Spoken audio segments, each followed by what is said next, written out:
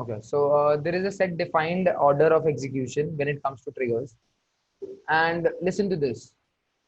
It is very, very, very important for you to understand like in which order the execution happens.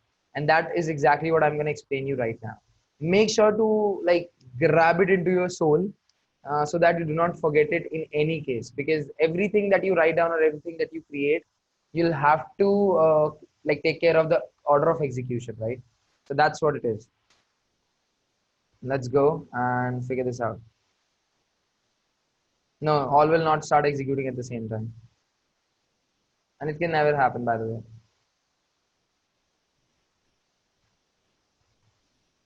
So let's have a look.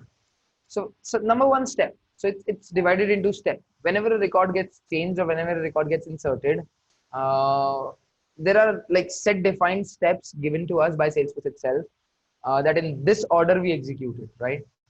So first step, load the original record or initialize on insert. That means if we are trying to update a record, then in that case, first load the record, first load the field values which were already saved for that particular record. So in Disney record, we had different values for different fields. Load those fields. That's one thing. If we are trying to update a record. But what if we are trying to insert a record? Exactly. So in that case, there will be null values for every field, but for the default values or for the fields for which we have set the default value, it is going to initialize those fields as well. So like let's say I've set default value for the city field as Jaipur, right? So even if I'm trying to insert a new record, it will initialize city to Jaipur. That is a default value. Got the first step, everyone? First step is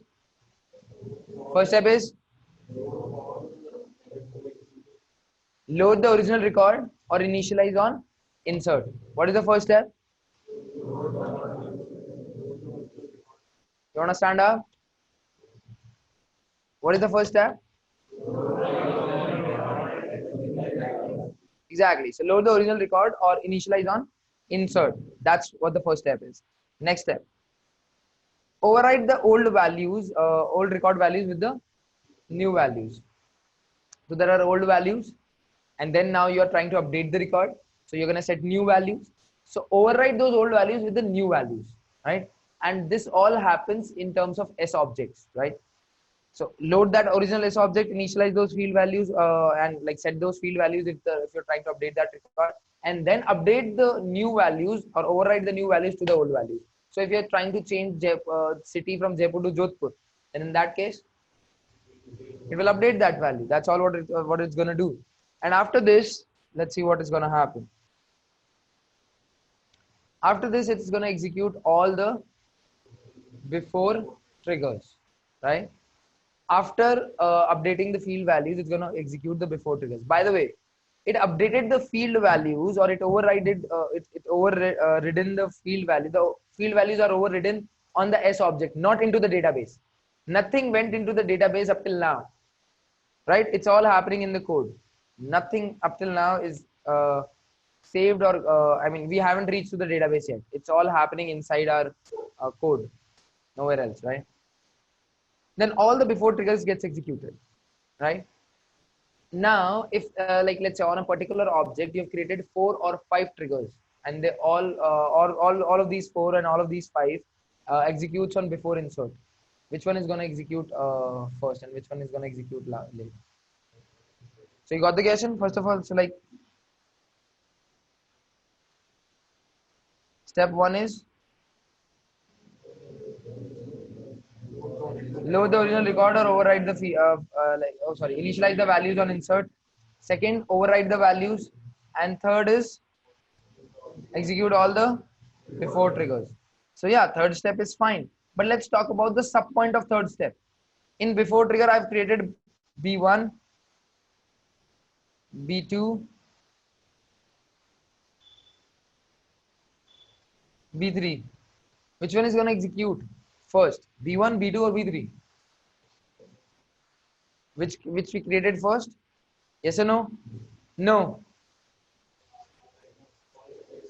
All of them will get executed at the same time. This never happens. Like how? Okay. So it's basically like I have got only one hand.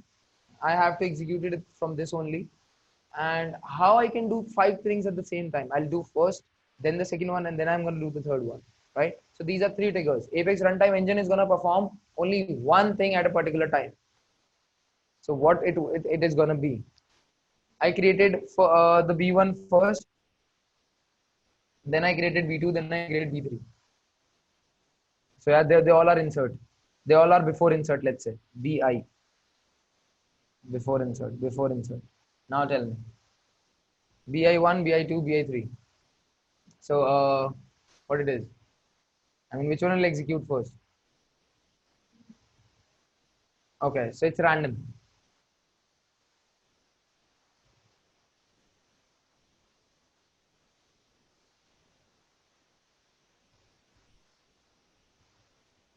So it might be B1, it might be B2, it might be B3, or it might be B1, BI3 first, BI2 then, BI1 then. So any trigger can execute at a particular time, right? If they all have got the same trigger events, then in that case, what will happen? Randomly, the execution will, huh? The execution will happen. If in like in a single object you've got multiple before triggers, anyone can execute at a particular time, right?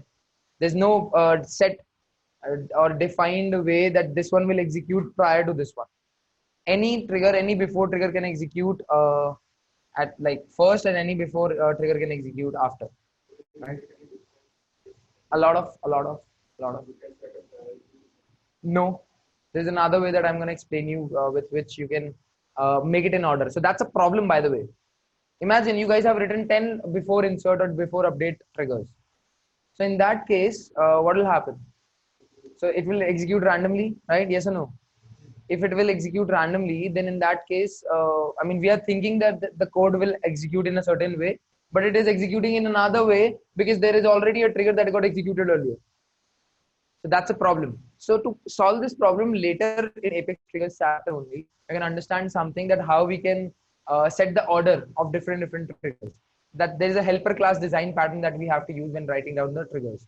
So with that we can do, but there is a problem over here, and that problem is that the order of the execution of the triggers is not guaranteed when there are multiple triggers on the same event.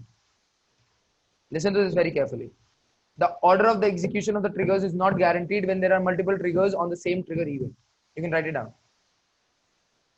I mean, there are a lot of situations in which it is important. In fact, in all the situations, it is important to prioritize or to set a particular order because you never know what you have. I never know. So, like we two are the developers working onto a single application. I have created a particular code, and you have also created a particular code, right? We both have created a particular code, and after creating that particular code, I'm expecting the code to work in that way. But what is happening? Your code is executing first, and like there's a blunder that is happening, and you never know about my trigger. You're not going to check all the triggers on that particular object, and neither I'm going to do that. So in that case, there is a design pattern that we have to use that we're going to understand last in this chapter, in which we have to write down the programs. With that, we can just set the order. That's what it is. So I lost the. So Abhishek, let me explain to you.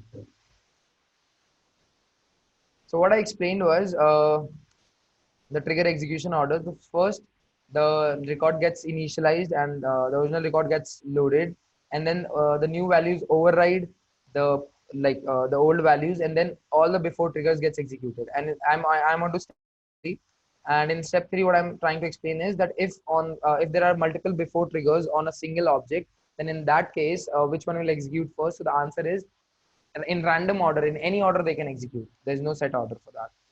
That's what it is. Then comes Neha. Then instead of writing many before insert events, we can write the entire logic in one trigger event only. That we will know the behavior of the execution as well. I mean, when will this case happen that we have to write more than one trigger of the same event type? A lot of time. Like let's say I'm writing down a trigger, a before trigger in that in which I want to validate the record, right? And you are writing down a trigger in which you need to update some field values, and there is another developer who is also writing down a trigger who is updating different values, different fields values over there. So there are three before events that we have to write down. and you're writing down one, I'm writing down one, another one is writing down one. So that's that like, and we all are not aware of the other triggers that are written on that particular object, and we are not even bothered about those triggers. In that case, a problem will happen, and later in this chapter, I'm going to explain you how to solve that particular problem. But yeah, that's what it is. You got it?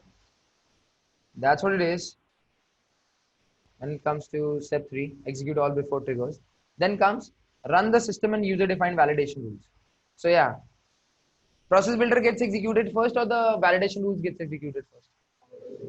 Validation rules gets executed first. So listen to this. Using process builder, using workflow, you can update a particular field's value. Yes or no? With the field update action. Using workflows and using process builder, you can update a particular field's value. There's no doubt with that. But you want to update it before the validation rules. Then in that case, you'll have to write down a trigger. You cannot update that field's value with process builder and workflow rules, because like, let's say there is a record that I'm trying to create, a student record, and in that student record I want to update a value scholarship, right? And I am trying to update it in workflows, and there is a validation which is checking that scholarship cannot be less than this or cannot be greater than this.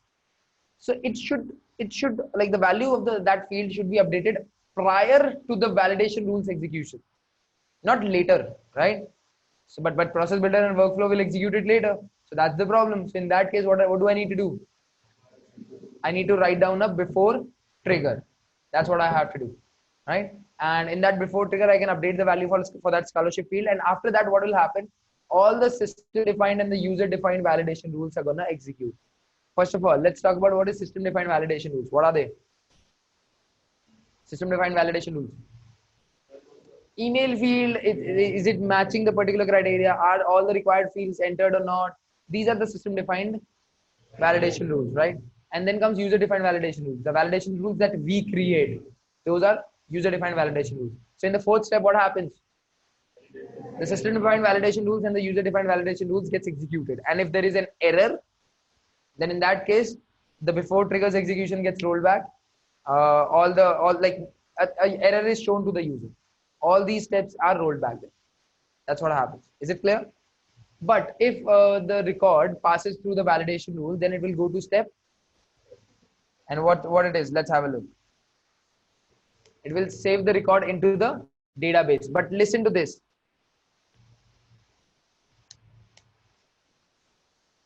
But do not commit the record to the database.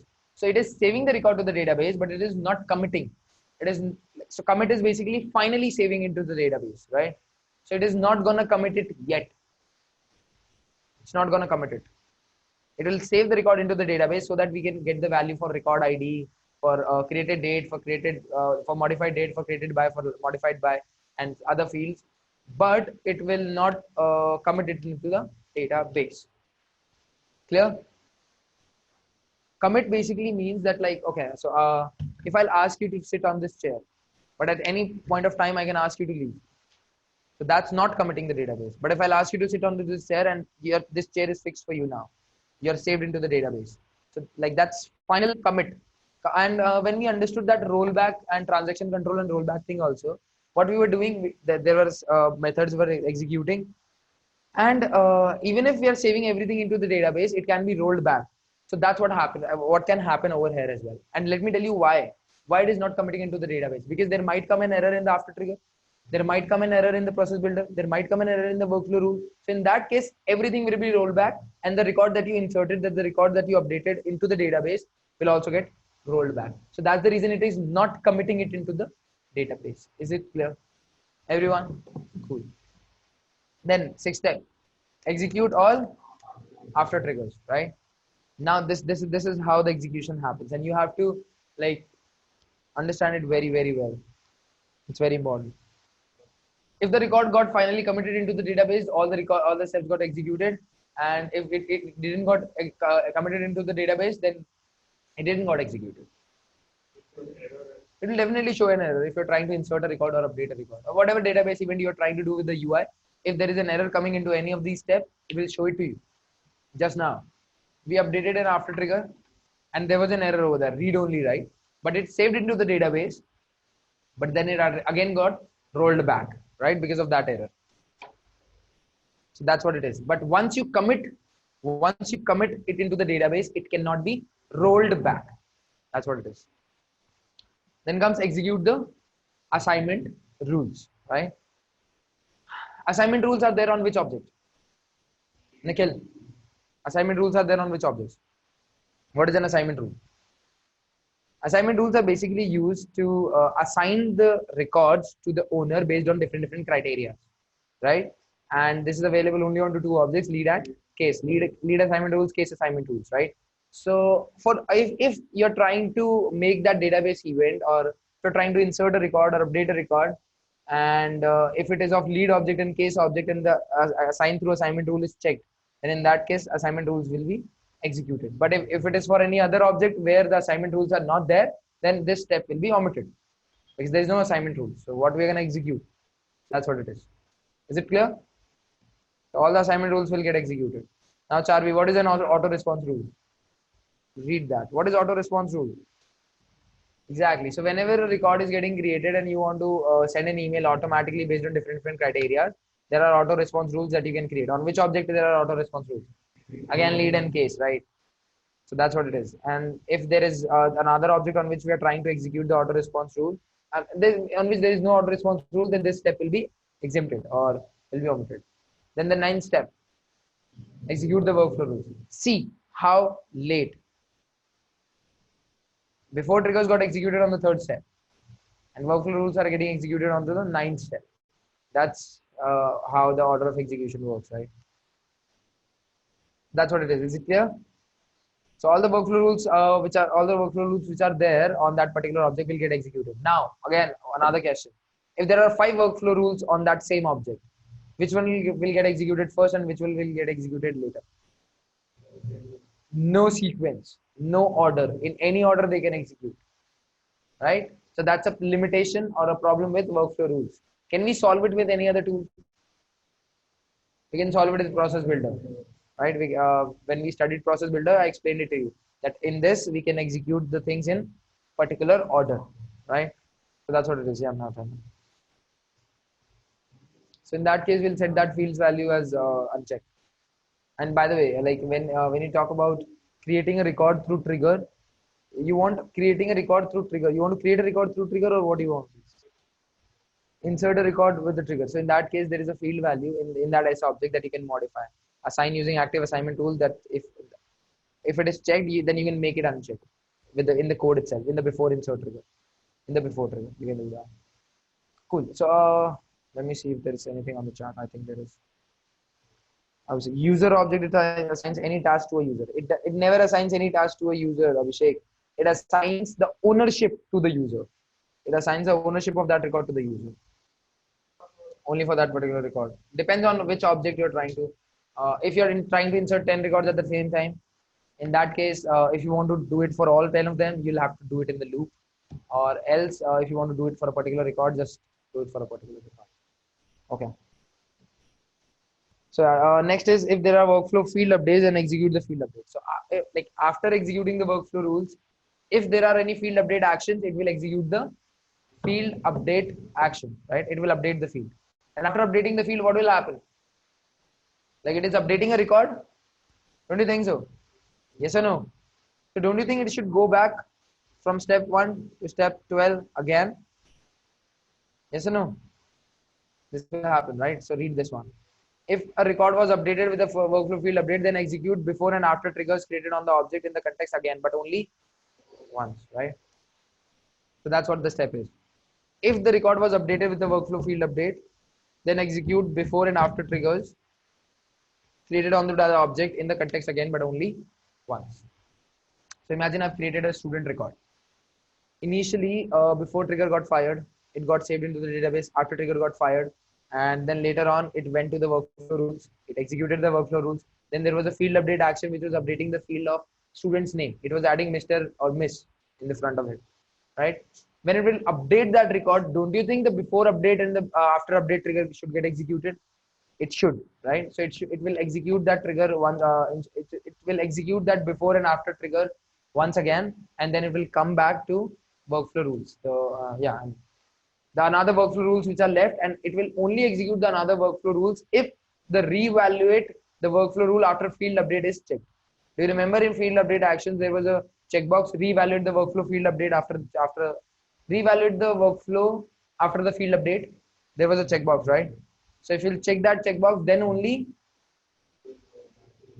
it will execute the other workflow rules. That's what it is. But yeah, this happens only once. So after the field update, the next step is execute the escalation rules. What is an escalation rule? So it's assigning the case to the senior or someone else after a particular duration, right? That's what an escalation rule is. On which object it is there?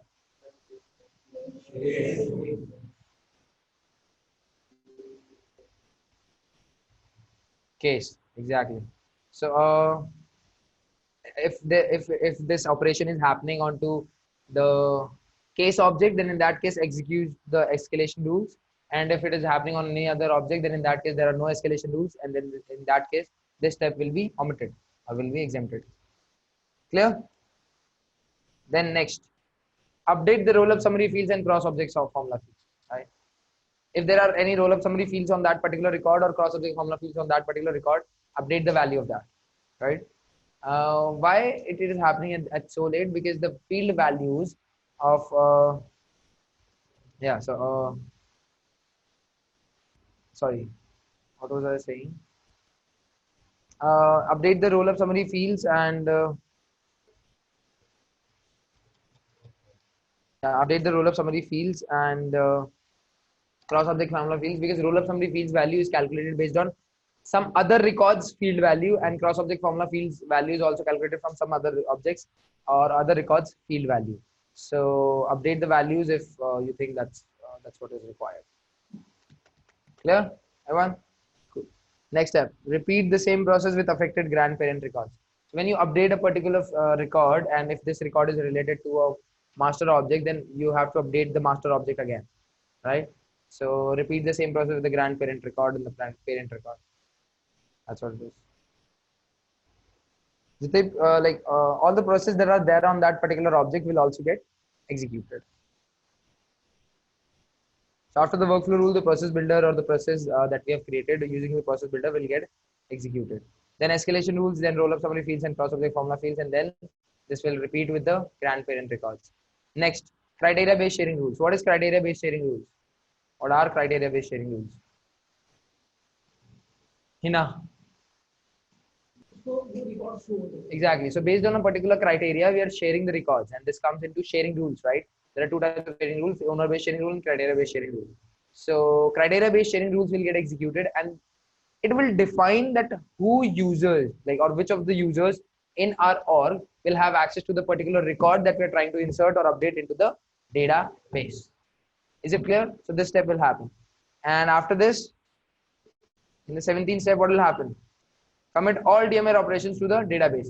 If everything goes well till this step, then only it will commit it to the database. That means it cannot be rolled back now, right? That's what it is.